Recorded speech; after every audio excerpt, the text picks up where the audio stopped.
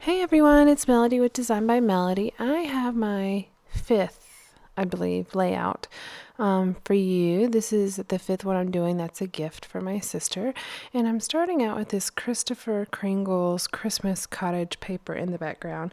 And this is a Stampin' Up! Paper, and I had a couple different Stampin' Up! Papers. I keep all my Christmas themed things in a big folder together, so I'm just kind of pulling those out, and this is the paper I ended up with. I'm just using a scrap piece of red and then this scrap piece of green that has like the polka dots on it. It's not Christmas themed, but I really like the lime green colors because I think they go with that Chicken Crafts lime green alpha that you see off to the right. And I want to say that's Jolly Good.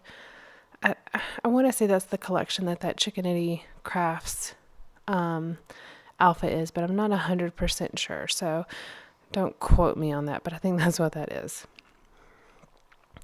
So I've kind of got my photo matted here, and I'm just trying to figure out, okay, like, what else do I want to do? I knew I wanted to use the majority of this background. I didn't want to cover it all up because I wanted to make sure that if my sister wanted to journal, she would have plenty of room too. This is my nephew's first Christmas, and they were at the mall, I believe. Yeah, I'm pretty sure they were at a mall, and they were just taking pictures in front of the Christmas tree, and you see all the poinsettias, and it's just so pretty. So I thought it would just be nice to have a Christmas themed layout that's not necessarily like Christmas morning, but just very festive. So to tie in some of those same colors down here to the bottom and kind of to make sure the whole layout is cohesive and not just this background with some photos stuck on top of it, I created some banners down there to the bottom left with that same, or with those same papers that I matted the photo with. Now I have this clear acetate frame that I'm going to end up layering right under the photo. It's a darker red, but I just like kind of the weight it gives to the bottom of that photo. I'm going to layer it to the bottom right. I don't like to use acetate frames very much. I just don't know what to do with them, so I usually end up using them for layering, not necessarily layering under things, not necessarily layering on top of things. So I knew my title was going to be First Christmas, but I just wanted to add a bit of washi tape underneath where the title is going to go, just to have a little bit more of a grounding element, I guess you could say. And I chose some washi tape that just has like a snowflake, and it says Merry Christmas and a Happy New Year, and then it has some bells and it says Season's Greetings. And it has a Christmas tree at the very end of that washi tape, but that's going to end up being covered up. And I did use a sticker at the top right above where the photo is, and it just says Christmas Joy. I'm sticking to this red color with the lime green accents. Now, if you hear snoring in the background, I apologize. Ernest has to wake up early for work, and he's in the other room, and he is snoring up a storm. So I apologize if you can hear that, but there's no way I'm going to disturb him. So we're just going to let him snore. I'm going through all my different Christmas embellishments. Like I said, I keep them all together in like a cropper hopper folder, and I keep that on my shelf. So anytime I have Christmas photos, I also have one for Halloween, and then I've just recently started one for Thanksgiving because I'm starting to get more and more Thanksgiving products. So I'm going through the daily flash blurbs. I don't know what collection that's from, but I'm going to settle on that red speech bubble that says Don't Stop Believing, and it's a picture of Santa Claus.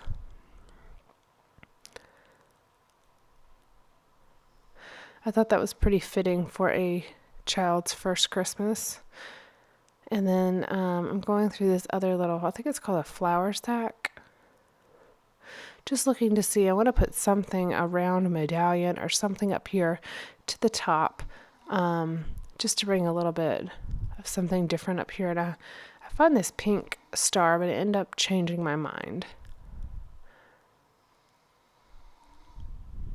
I have a lot of little things, as you can see, but I like just kind of rifling through things.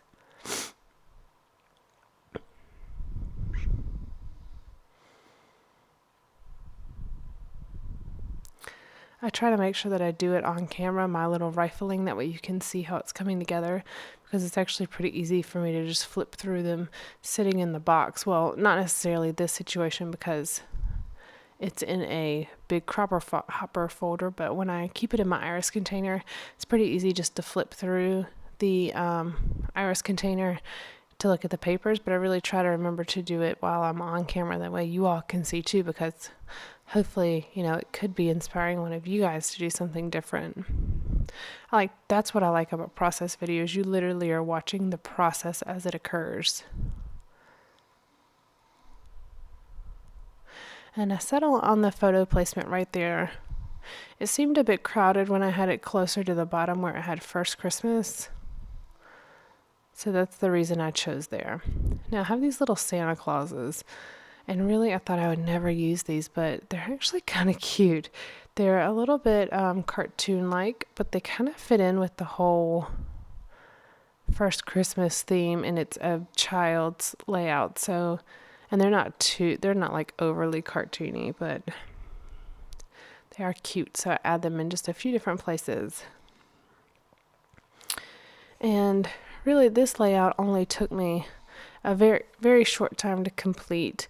The background paper is pretty detailed, so I really didn't have to add a whole lot. Last thing I'm going to add here are these Studio Calico silver stars, and the way I adhere them is I just put a little dab of glue on a piece of scrap paper, and then I tap the sequins in there. And that's pretty much going to finish it up. I'll have some still photos here at the end for you, and thanks for joining me today, guys. Bye!